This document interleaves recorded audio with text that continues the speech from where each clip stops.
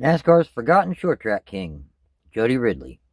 Jody Ridley is a former NASCAR Cup Series, Xfinity Series, and All Pro Series driver who competed from 1966 through 2001. Like most drivers, Ridley would get his start racing on short tracks.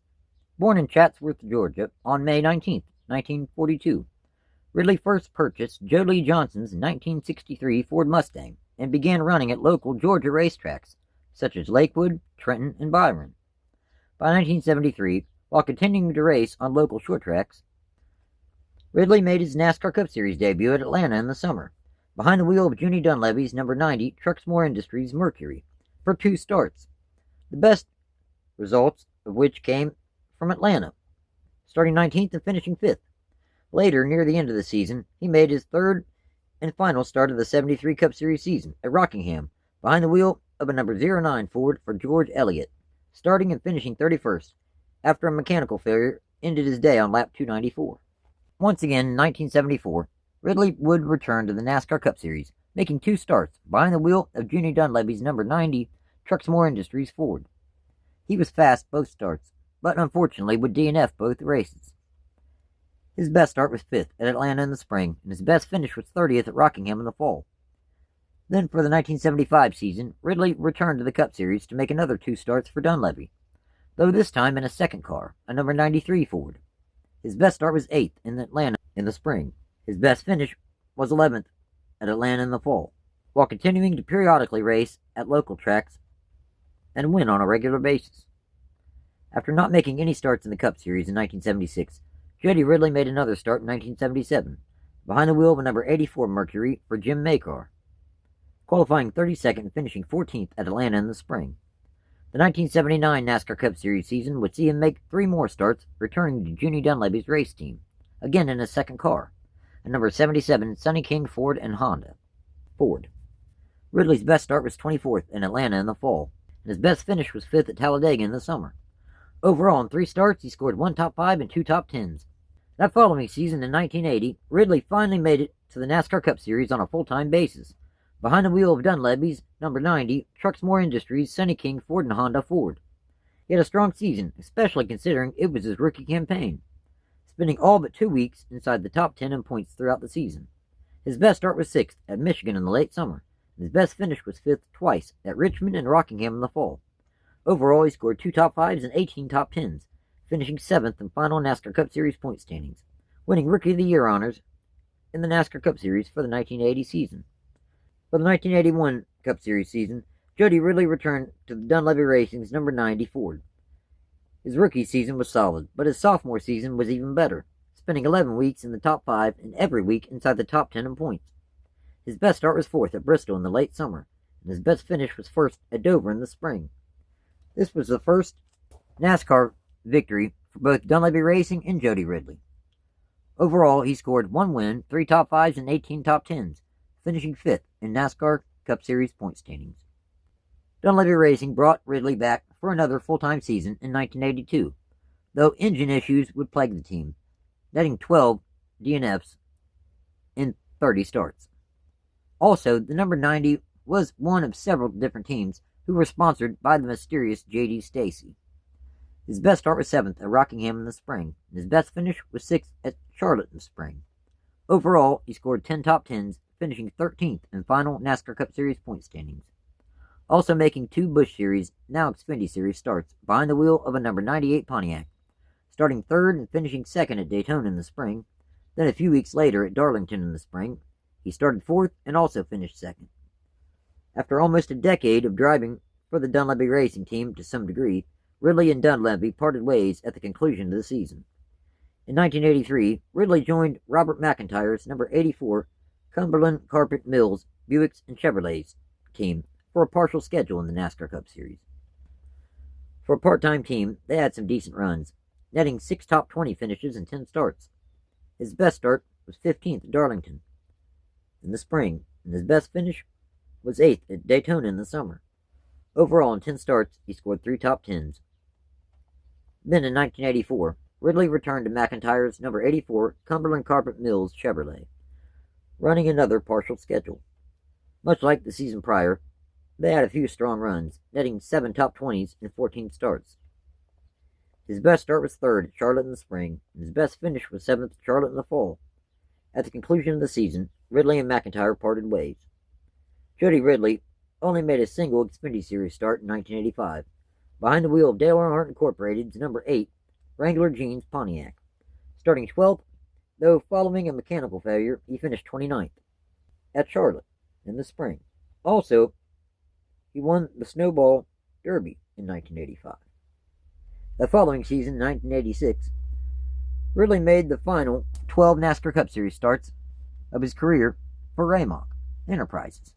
The first 2 starts of the season were made in the number 57 Nationwide Auto Parts Ford. His best start was 20th in Atlanta in the spring, and his best finish was 12th at Daytona in the spring. Starting at race 5 in Bristol, Ridley took over the team's flagship car, the number 75 Nationwide Auto Parts Pontiac. His best start was 8th at Dover in the spring, and his best finish was 10th at Martinsville in the spring. By the conclusion of race 15 at Daytona in the summer, Ridley was released by Rahmoc Enterprises. The final brush with the NASCAR Cup Series for Jody Ridley came in 1989, when he took over as a relief driver for the injured Bill Elliott during the Daytona 500, due to the fact that Elliott was still recovering from a broken wrist that he sustained during a practice crash. Behind the wheel of Harry Melling's number 9 Coors Ford. After spending several years racing partial schedules in NASCAR and at local short tracks across the Southeast, starting in 1987, Ridley began racing the NASCAR All Pro Series full-time. His best finish was 1st at Hialeah Speedway in Florida in the spring. Overall, in 17 All Pro Series starts, he scored 1 pole, 1 win, 11 top 5s, and 14 top 10s, winning the 1987 All Pro Series title. Again in 1988, Ridley returned to the NASCAR All Pro Series full-time, behind the wheel of his family-owned number 98 Ford. His best finish was 1st 5 times at Birmingham and Ellisville in the spring, and Pensacola and Irvington in the summer, then Ellisville again in the fall. Overall, scoring 5 wins, 15 top 5s, and 17 top 10s, winning the 1988 NASCAR All Pro Series Championship. The 1989 All Pro Series season again was a strong one for Jody Ridley and his number 98 team. His best finish was 1st 4 times at Hialeah Speedway and New Siena Raceway in the spring, Twin Cities Speedway in the summer, then I-70 Speedway in the fall. Overall, in 22 All Pro Series starts, he scored 2 poles, 4 wins, 13 top 5s, and 14 top 10s, finishing 5th in final All Pro Series point standings. A new decade, the 1990s, and in 1990, Ridley returned to the NASCAR All Pro Series, behind the wheel of his number 98. His best finish was 1st 3 times at Georgia International Speedway and Mobile International Speedway in the spring, then Volusia County Speedway in the fall. Overall, in 13 All Pro Series starts, he scored 3 poles, 3 wins, 10 top 5s, and 10 top 10s, winning the 1990 All Pro Series Championship. Of course, he would return to defend his championship in 1991, and indeed would successfully, with victories at Myrtle Beach in the spring, Five Flags Speedway, and Mobile International Speedway in the summer, then I-70 Speedway in the fall. Overall, in 20 All Pro Series starts, he scored 1 pole, 4 wins, 12 top 5s, and 17 top 10s. For Ridley's 1992 season, he would go for 3 championships in a row. His best finish was 1st twice at Mobile International Speedway and Mobile International Raceway in the spring. Overall, in 18 starts, he scored 1 pole, 2 wins, 12 top 5s, and 15 top 10s, winning the 1992 NASCAR All Pro Series title by 1 point over Bobby Gill. In 1993, Jody Ridley took his number 98 Ford to his 4th straight NASCAR All Pro Series championship, 6th overall in his career. His best finish was 1st 3 times at Greenville-Pickens Speedway in the spring, Somerville Speedway in the summer, and Myrtle Beach Speedway in the late fall. Overall, in 20 starts, he scored 3 wins, 15 top 5s, and 16 top 10s. His final full-time season in the All Pro Series came in 1994, behind the wheel of his family-owned number 98 Ford. His best start was 1st at Mobile in the spring, and his best finish was first 3 times, at Mobile and Greenville in the spring, then Jefferson in the summer. Overall, in 21 starts, he scored 1 pole, 3 wins, 12 top 5s, and 16 top 10s, finishing third in final All Pro Series standings. From 1995 through 2001, Ridley made the final 15 All Pro Series starts of his career. His best start was third at Mobile in the spring 2001. His best finish was third twice, at Greenville in the spring of 1995 and at Mobile in the spring of 2001. After a long, successful racing career, Ridley made his final All Pro Series start at Greenville in the spring of 2001, starting 28th and finishing 12th, driving a number 98 Ford. So in 139 NASCAR Cup Series starts, he scored 1 win, 7 top 5s, and 56 top 10s, with the best points finish of 5th in 1981.